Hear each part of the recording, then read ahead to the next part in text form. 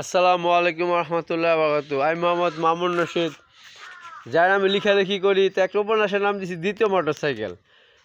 বলতে পারেন যে প্রথম মোটরসাইকেল উপন্যাসের নাম হয়নি, তার উপন্যাসের নামই তারা শিখে নেয়। যারা প্রথম মোটরসাইকেল যারা উপন্যাসের নাম দিবে তারা উপন্যাসের নাম দিতে শিখে নেয়, ঠিক আছে না? আবার যদি যদি বলে যে মোটরসাইকেল দিবো, মোটরসাইকেল যার নাম দেবো উপন্যাসের নাম, তারাও উপন্যাসের নাম দিতে শিখে নেয়। মোটরসাইকেল তো কবিতার নাম হবে, কবিতার নাম হলো মোটরসাইকেল হতে পারে।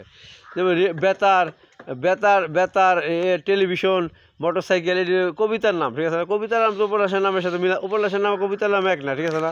এই জন্য আমি উপন্যাসের নাম দিচ্ছি দ্বিতীয় মোটরসাইকেল, ঠিক আছে না? তা আমার একটা দ্বিতীয় মোটরসাইকেল উপন্যাস বের হবে। এক পর্ব এটা সারিটা এখন ছেড়ে দেবো, ছেড়ে দিলে আপনার কাহিনী পর্ব বাই পর্ব জানতে পারবেন। উপন্যাসের নাম দ্বিতীয় মোটরসাইকেল। প্রথম মোটরসাইকেল এবং মোটরসাইকেল উপন্যাসের নাম হতে পারে না, ঠিক আছে না? এই জন্য উপন্যাসের নাম দিচ্ছি দ্বিতীয় মোটরসাইকেল, ঠিক আছে না? তো উপন্যাসের নাম দিতে শিখবেন, তারা আমার থেকে শিখে নেবেন, ঠিক আছে না? এই জন্য উপন্যাসের নাম দিয়ে দ্বিতীয় মোটরসাইকেল, ঠিক আছে না? আল্লাহ হাফেজ। আসসালামু আলাইকুম রহমতুল্লাহ বারাকাতুহু।